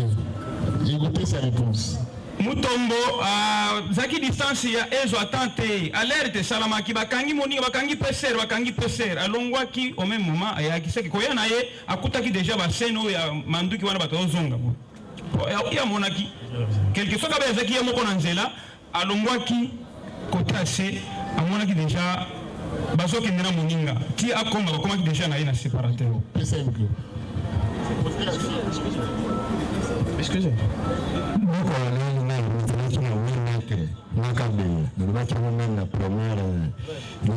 ekosala nini parce que bato bazobongisa circulation routière ngai nde nabimaki na oyo bazalaki kotya desordre na tie bango mopanzi nde kabela azomaki na boulevard abangi koregle circulation kobimisa mituka nga na telemi mopanzi te kikapenga lokola awa kabela na kati ya prince lokola na mituka bino misato bozalaki bino misato biso misato ye azalaki na 3 mètres na kabela. Ok. Na boye. Merci beaucoup, Monsieur le Premier Président. Vous allez comprendre qu'il y a une contradiction entre Mutombo et Tangoui. Mutombo nous a dit le lundi qu'il était allé chercher à manger, la nourriture. Et aujourd'hui, il nous parle l'autre chose que ce qu'il avait dit autrefois. Mais nous demandons que cela soit hâté et nous tirerons les conséquences des droits. Merci. Ok, merci beaucoup. Donc, la défense n'a plus de questions. Ça va? Non. On ne va pas s'éterniser. Videz vos questions. Oui, Monsieur le Président, c'est Maître Bayoka. Une seule question. Ma question est la suivante. Et ça s'adresse au renseignant Tamboué. Parce que le renseignant Tamboué a dit qu'à chaque fois qu'il y a absence d'ordre sur le boulevard, il quitte son poste pour venir donner main forte à ses collègues policiers, même s'ils ne sont pas de la même unité. La défense voudrait savoir, Monsieur le Président, depuis que le renseignant Tamboué a commencé à intervenir dans le cas de circulation. Parlez. Merci, Monsieur le Président. Depuis qu'il a commencé à intervenir dans des cas de circulation, parce que nous savons tous que dans de supermarchés, lorsque vous entrez, si par exemple vous avez un sac, vous devez laisser ça, on contrôle, et il y a des policiers qui font ce travail. Et ce jour-là, il était seul. Ce jour-là, Monsieur le Premier Président, il était seul dans son poste de travail. Il a laissé son poste de travail. Quelle lecture ferait-il dans la situation où il a laissé son poste de travail, il n'y a personne au GGMA, il vient pour pouvoir intervenir dans un cas de circulation routière. Quelle lecture pourrait-il nous donner à ce jour, Monsieur le Président? Est-ce qu'on dit français ou non? Répondre. Na poste de détachement, ils ont la guérite pembe na boulevard. Pembe na boulevard, à chaque fois, bakonzi ya police okotaka ya FARDC bakotaka bakosenga yo commandant kangeli son zela soki pesere bazate soki pesere bazali eza na baka ya nécessité lokola oyo wana ya bakangi zela basokipe na bakiliya oyo bato baza na force na bango menga na moni eloko naza na droit ko intervenir eza appui pesere. Ok, compris, hein? Monsieur, non, nous avons encore des préoccupations, Monsieur le Président. Avant de continuer aux préoccupations, Monsieur le Premier Président, nous voulons solliciter une demande, votre honneur. Nous avons des clients ici, il s'agit du Major Banga et les prévenus Yalala, il se pose un problème de santé. Si votre cour peut les autoriser de s'asseoir pour... Mais ils sont en train de comparaître conjointement, hein? Ils sont en train de comparaître conjointement. L'infraction pour laquelle ils sont poursuivis, c'est en participation criminelle. Alors on ne peut pas détacher les uns et laisser les autres à la barre. Non, qu'on lui apporte la chaise, qu'ils se mettent sur la même ligne. Mais au moins vous qui les assistez, ayez cette amiabilité de vous mettre derrière eux. Merci. Au lieu de vous poser, de vous afficher au premier plan. Merci, votre honneur. Nous nous remettons à la sagesse de la Cour, mais nous continuons avec des questions et des observations. Merci, Monsieur le Premier Président, pour la parole accordée. Monsieur le Président, nous allons d'abord réagir. Question. Nous sommes à l'étape des questions. Est-ce que vous avez des questions? S'il n'y en a pas, faites votre observation et vous passez le micro à l'autre. Oui, j'ai fait l'observation parce que la question concernant sa position, là où il était détaché, a été déjà évoquée. Monsieur le Président, nous réagissons d'abord par la position du ministère public, qui ne fait que répéter qu'il y a eu un règlement des comptes par le commissaire spécialisé Dunia au policier Kabé. Monsieur le Président, nous disons non, vous tenez. La question est de s'interroger pourquoi le commissaire supérieur adjoint Dunia a interpellé les défaits Kabé. C'est par rapport au comportement qu'il a affiché. C'est par rapport à ce comportement, au propos qui était sorti de sa bouche, à son état policier Anthony. Votre honneur, même en dehors du commissaire supérieur Kabé et Dunia, un autre officier ou un agent de renseignement allait se saisir du défait Kabé, votre honneur. Parce qu'il ne peut pas dire que non, besoin cocaté na este, pour un agent de l'ordre, il est tenu au respect, votre honneur, d'une autorité publique et ce comportement rentre dans le cadre de l'indiscipline, votre honneur. Ça ne vient pas du ministère public. Réagissez par rapport aux allégations du ministère public. Nous sommes dans l'instruction, votre honneur, c'est pour faire observer à la cour. Parce que le ministère public là dit que au Canada, nous venons de dire qu'avant un capot la KBA. Donc, le Motorola, pour aller récupérer la radio Motorola, c'est un prétexte pour le ministère public. Donc, il a fait uniquement pour les policiers KBA et qu'il a connecté parce qu'il répète que vous l'avez dit à la cour. Conclusion. Qu'est-ce que tu veux? Voilà. Ça, c'est lui qui a dit et toi, tu veux quoi? Monsieur le Premier Président, nous concluons par dire ceci. Et que le commissaire spécialisé Dunia a interpellé les défauts KBA. Ça, c'est déjà dit. Passez le micro à votre honneur, merci de nous avoir encore accordé la parole. Mais juste nous voulons arranger ça. Vous essayez de vous dire. Ah, ok, merci.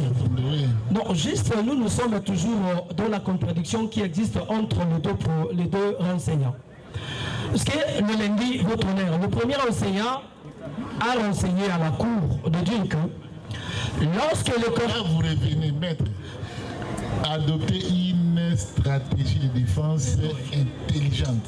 Merci. C'est-à-dire que vous aviez relevé la contradiction entre les positions des CD prévenus et les CD enseignants. Vous tirez cette contradiction, vous relevez ça et vous allez développer ça lors de votre plaidoirie. Exactement. On commence encore à poser des questions, mais finalement personne ne va changer la déposition. Celui-ci va rester charismatique, l'autre est charismatique, et c'est la perte du temps. Chacun retient sa version. Donc, c'est fini pour la défense. Donc, partie civile. Votre honneur, merci pour la parole accordée. Je voudrais commencer par une petite observation et puis poser des petites questions seulement à l'endroit du deuxième renseignant d'aujourd'hui, Ntambwe. La première observation, c'est à l'endroit de la Cour. Cette question est revenue dans plusieurs manières, à plusieurs occasions, par l'un des membres de la composition, parlant des policiers au nombre de combien qui ont participé à ce qui est qualifié interpellation, arrestation et autres. Encore qu'il faudra, puisqu'il s'agit d'un policier en fonction et il était en poste, qu'il soit porteur d'un mandat de l'auditeur. Lorsqu'on vient faire une telle opération, la Jeep qui vient vers GG Marthe après avoir déposé les plaintes a un chauffeur. L'autre peut conduire ou utiliser, comme il dit, j'avais le PKM ou PK12, ça dépend, PK, tout ce qu'il veut. L'autre dit, moi j'étais dans le Jeep en train de faire le guet-apens. L'autre vous dit, moi je suis resté dans les séparateurs. Les deux autres vous disent, ils sont descendus 20 mètres avant. Les deux autres viennent. Tous font partie du complot de l'opération. Il ne s'agit pas de dire combien ont intervenu, combien sont venus, combien étaient en tenue. Non, même celui qui conduisait a participé. Il faut d'abord qu'on tienne compte de ça. Première observation. La deuxième observation, s'il vous plaît, maître. Je crois que vous êtes avocat et la cour composée de juges va faire aussi son travail. Donc vous ne pouvez pas, ça ne doit pas vous frustrer lorsque la cour cherche à rétablir la vérité ou reconstituer les faits. Qui a fait quoi? Donc il ne faut pas vous mettre à la place, à la peau du juge, non. Mettez-vous, restez dans la peau de l'avocat. Vous ne faudrait pas imaginer, parce que la cour a cherché à poser telle question, et alors donc la cour veut faire ceci, cela. Non, non. Vous n'êtes pas un avocat né de la dernière pluie. Vous savez que le juge doit rétablir, reconstituer le fait. Et nous sommes dans l'obligation de savoir qui a fait quoi. Si vous dites que c'est tout le monde, mais tout le monde là, il a fait quoi? Qui a fait quoi? Même s'ils étaient à 1000. Mais nous devons savoir qui est descendu, qui a braqué, qui a tapé, qui a fait ceci, qui a fait cela. Il faudrait retirer ce que vous avez dit là. Votre honneur, je retire mes propos si ceci peut offenser la composition. En tout cas, sportivement, nous faisons honneur à la cour. Mais continue. Oui, nous faisons honneur à la cour. Mais dans mon sens, c'était une observation pour dire à la cour qu'il faudra que tous ceux qui comparaissent par devant ici, la cour est en train de le faire d'ailleurs de manière publique. Là, vous êtes en train de revenir. Je voulais aller à la question. La cour sait et la cour se réserve d'opiner. Alors, je voudrais aller directement à la question. Pour ne pas discuter avec la cour, nous vous prions vraiment de nous faisons l'air. Les renseignants Ntambwe vous dit que c'est lui qui a parti le cortège. Et la deuxième observation, c'est que nous ne devons jamais normaliser que pour ne rien au monde, qu'on ait violé la loi empruntant la route de la manière dont on ne peut pas l'emprunter. Dans le dit être allé vers le policier qui a levé le séparateur. Est-ce que Ntambo peut vous dire, entre vous, les deux autres policiers, Moutongo et Senda Kabeya, Dunia et les deux autres policiers qui avons été cités ici, qui enlevaient les séparateurs? Deuxième question, la barricade. Au passage du PM, est-ce qu'une équipe de policiers l'accompagnant était descendue au sol pour essayer de frayer le chemin de manière à permettre le cortège à aller dans sa direction? Si as-tu observé, oui ou non? Ça, c'est pour Ntambwe.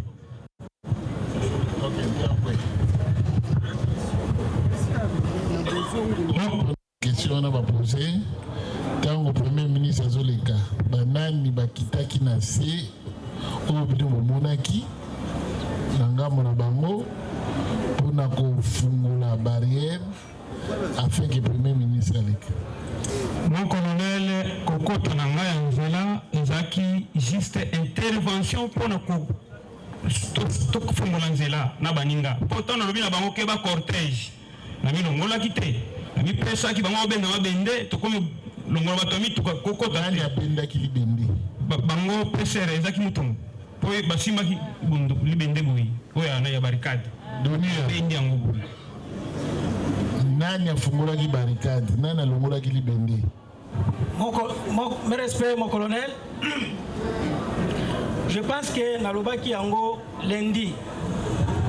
À vos ordres, mon colonel.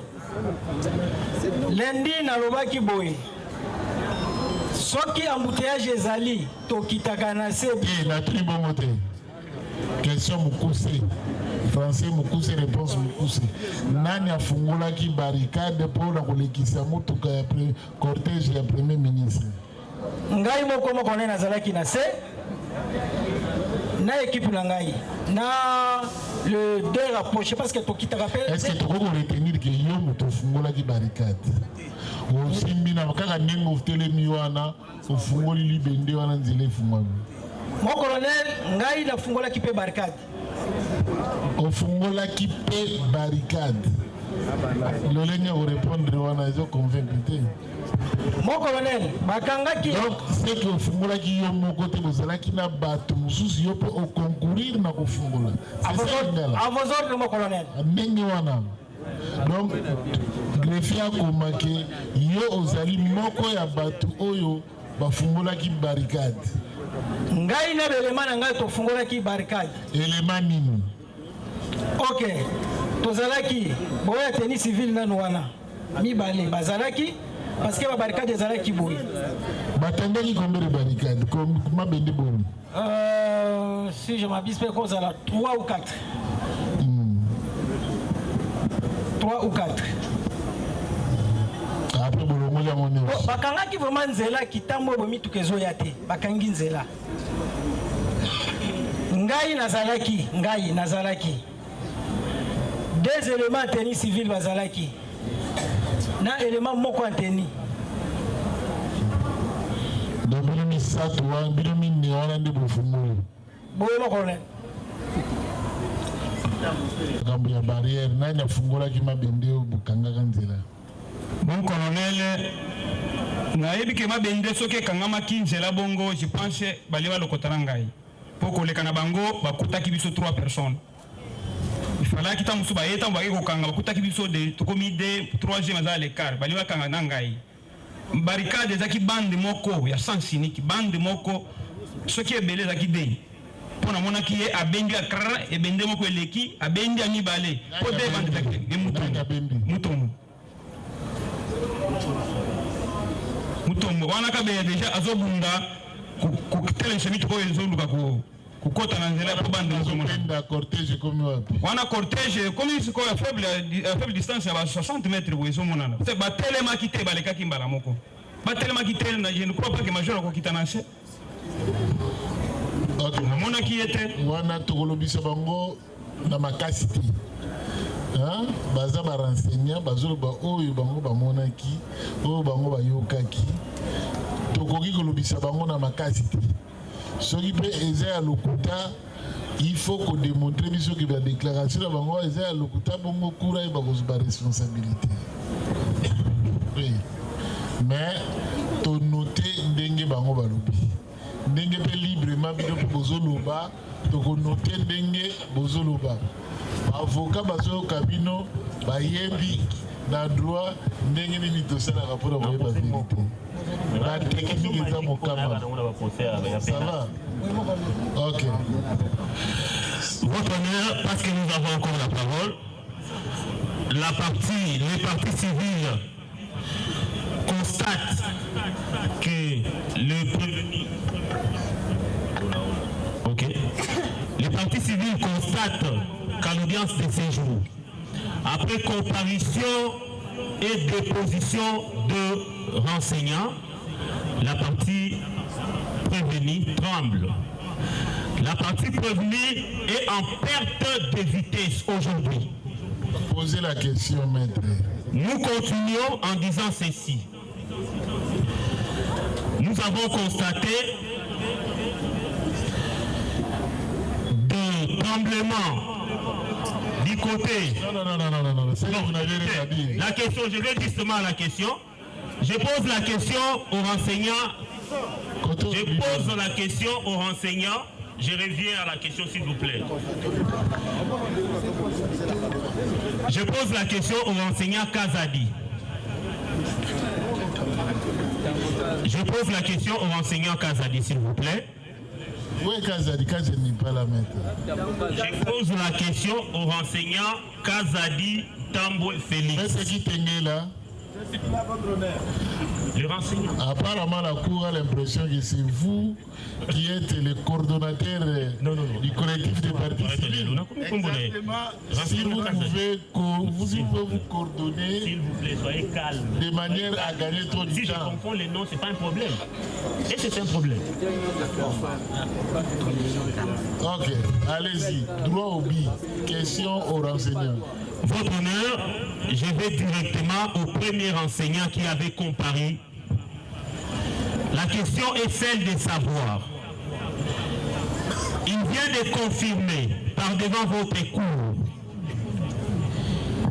que lorsque les deux agents en tenue civile ont saisi ou avaient saisi les regrettés victimes, au même moment, les deux autres policiers en tenue de police commençaient à donner des coups à la victime. Alors la question est celle de savoir si le renseignant peut nous dire ici que les coups que la victime avait reçus venaient seulement de ces deux personnes ou il y a eu des coups en cascade avec les gens qui étaient dans la Jeep de Bercy. S'il vous plaît. Ok.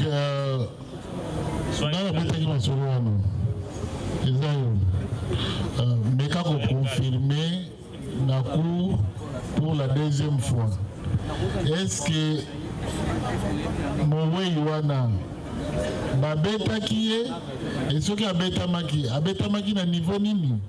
Est-ce que na motuka to na sengo nga bazoko kumemaye pour Tako bazoko kumemaye pour nga bazoko beta ye ou biba kine ko beta ye na kati ya Bercy.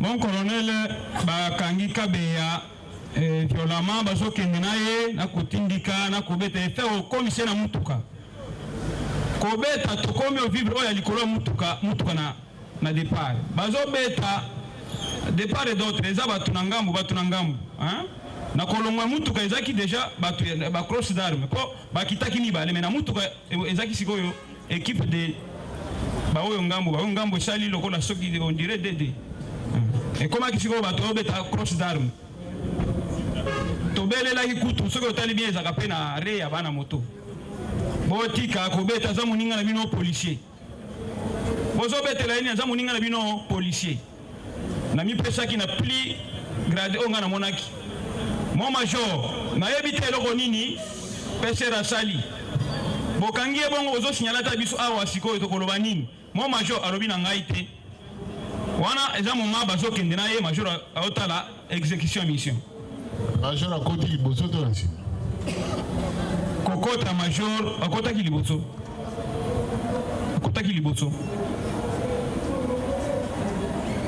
maître satisfait.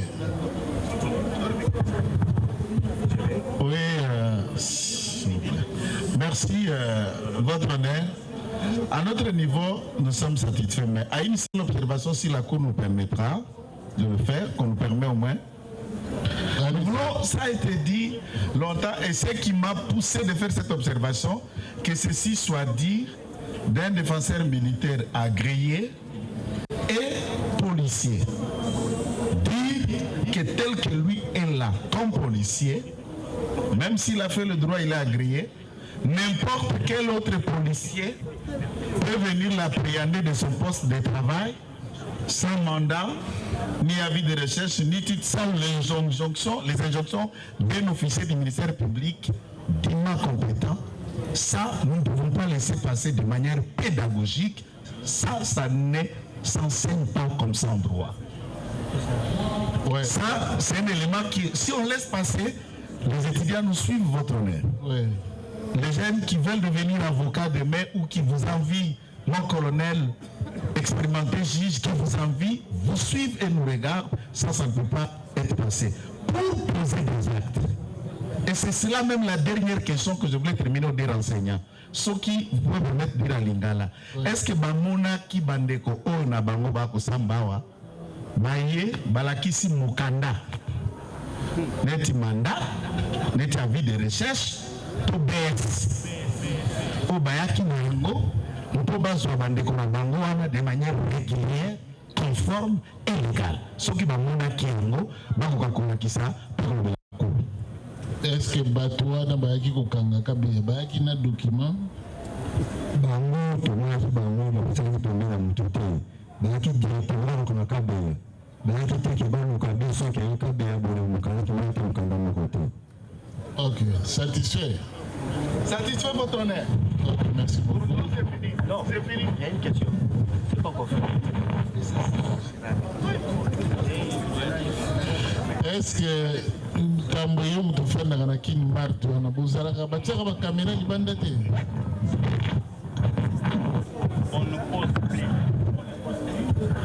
On connaît le caméra kuna ezaka ba client na kacha wenze libanda ezate. Ezaka pona kotala ba miibi ya kati ya supermarché. Ok, ça va. Monsieur le Président, il y a une question qui reste ici. Oui. Merci pour la parole, votre honneur. Hier, plutôt à l'audience passée, le prévenu d'Ounia, parmi les mobiles qui lui avaient poussé à revenir, il avait dit, premièrement, c'était pour récupérer sa radio Motorola. Deuxièmement, le comportement du regretté fiston Kabeya. Mais il a renchéri en disant, le regretté, les policiers plutôt, les roulages, les policiers de la situation routière qui se trouvent à cet endroit, dans ces carrefours, ont l'habitude de bloquer, les carrefours là, de bloquer le cortège de la première ministre. Maintenant, ici, nous avons la présence des policiers de la situation routière commis à cet endroit, notamment le premier renseignant qui nous avait renseigné à l'audience passée. Nous avons encore un autre policier de l'IG qui se tient toujours là à l'entrée de ce supermarché. Alors, moi je vais poser cette question au renseignant Tamboué.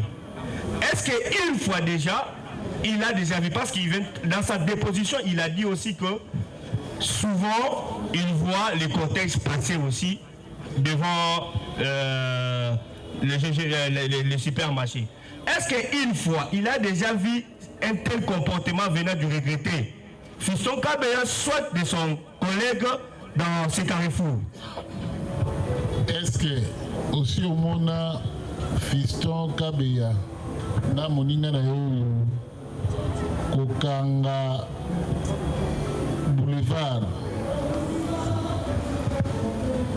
Mon colonel, musala ba policier apeshe ezala kokanga bato bazokota na wenze bakota oya kobima babima. En dehors ya musala wana, je ne crois pas na tikala mona pe bakangi nzela continuellement na stila bato à Carrefour. Vous avez suivi la réponse? Non. Ma question est celle-ci. Major Doumi avait dit bien. Hier, comportement na bango souvent, ezalaka soki bazoleka ba faire trenisaka cortège. Ya maman Mokonzi place wana.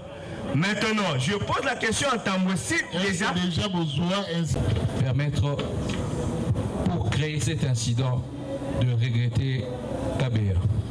Est-ce que place wana boyokaki sango be boyokaki Kabeya kufinga te kutenir ba propos lokola ki makasi na bitumba ya Goma boza nango te kaka koya ko déranger bato na ba géophare wa nana yokaki yango te nana kwai kaka moto azalaki na ayo na lokolati na bofuma nzela nana bongo bongi kea koyoka ke bazosala changement de parole asali koyoka yango te oyokaki yango makambo kofinga ngana yoki yango te mais koloba bakotenir bapropos ya Kabeya ngana yoki yango na ntango moninga akei kotuna deuxième jour après bakangi mardi le 25 mercredi jeudi matin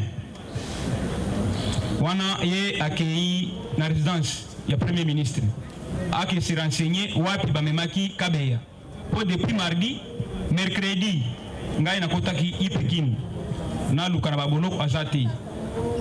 Jeudi matin wana ye abimi et pendant y a penza tongo akutinga na zaki de service jusque là bino batoza bonzu un faute côté ba cheka be non na ebite ngalobi na zaki na ipekin na luki na baboloko kuna balakisi balisa ba détenu bakotaki na ekunati dalobi comme ça il faut obonga matokinde na résidence ya premier ministre tokinde tuna nazaki kobonga na sokola le moment na longwa na douche na bima na kuti ye mutombo komi oya likolo ya moto akena moto aller retour na résidence ya premier ministre kuna nda yebisi ngai mon cher na ke kuna ba police na kuti ya garde balobi na ngai elema na bino wana alongola ki premier ministre abe bolongo wana bolongo wana bosa eloko moko te alongola kende alongola ki bolongo wana yango bakangaki ye comme ça bakendaki na ye primature akozala na boloko ya auditorat oyo eza en face na primature. Ok, walo kende koyokila ngo na nzela kuna wana nayoki yango sikoyo na monoko ya mutombo ntango akei na résidence ya premier ministre sinon makambo ya insulte façon balekelaki le même jour ntango bakangaki boyebaki atati nayoki mo wana te ezaki mpe na temps nango te mpo cortège elekaka kutu na vitesse na mbangu wana makelele wana nayoki koloba ya kabeya te. Ça va, merci beaucoup. Vous êtes satisfait? Oui, question. Allez-y. La voici. Monsieur le major, plutôt, par devant vous, avait dit que les motifs pour lesquels il était sorti de primature, c'était premièrement d'aller récupérer le Motorola pour lui permettre d'être en communication avec les 10 cortèges. Mais est-ce qu'il avait récupéré comme il avait déposé par devant vous? Dunia, est-ce que Motorola qui n'est pas une primature, mon anaki? C'est tout, hein? Ok, merci beaucoup. Après avoir réussi la réaction de toutes les parties au procès, la Cour se trouve dans le droit de prendre une mesure d'instruction. Celui consistant à ordonner une expertise médico-légale en termes de part et d'autre. On a entendu alors pour que la Cour réalise sa conviction par rapport à l'instruction menée, elle ordonne une expertise médicale, donc l'autopsie. Greffier préparer les documents que la Cour, donc la Cour va signer ça et le greffe va l'exécuter dans les délais impartis. C'est après avoir reçu la réponse que la Cour peut penser à fixer de nouveau l'audience en vue de soumettre cette pièce au contradictoire et permettre aux parties de plaider à toute fin utile. Entre-temps, de même, dans la même optique, dresser 3 mandats d'amener à l'intention des récalcitrants de la police qui ont refusé de donner suite favorable à l'ordre de la loi. La personne qui va exécuter ça, c'est le commandant IPH. C'est lui-même qui va exécuter. Les policiers à arrêter leur nom sont là. Très bien. Les renseignants à la Cour vous remercie infiniment. Audience ici, nous avons une audience et bandi, bozalana biso, balamusu pe boko kolobela biso makamusu ya tina. Mususu, nous banko kamani banzo préparation de moto. Nous dans moto voilà, banzo tout le préparation de place de GG. Qui est une parce qu'il information, on a mis compris, on a témoigné qui venait ça wapi. Tout le monde wapi. On a entendu civil, c'est qui déjà dans 5 jours. Ok, ministre.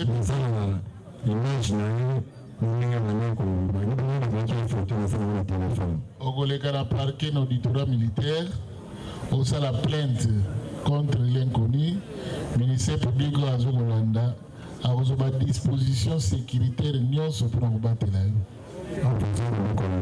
Ok, puis rien n'étant inscrit au rôle pénal, la séance de séjour est suspendue.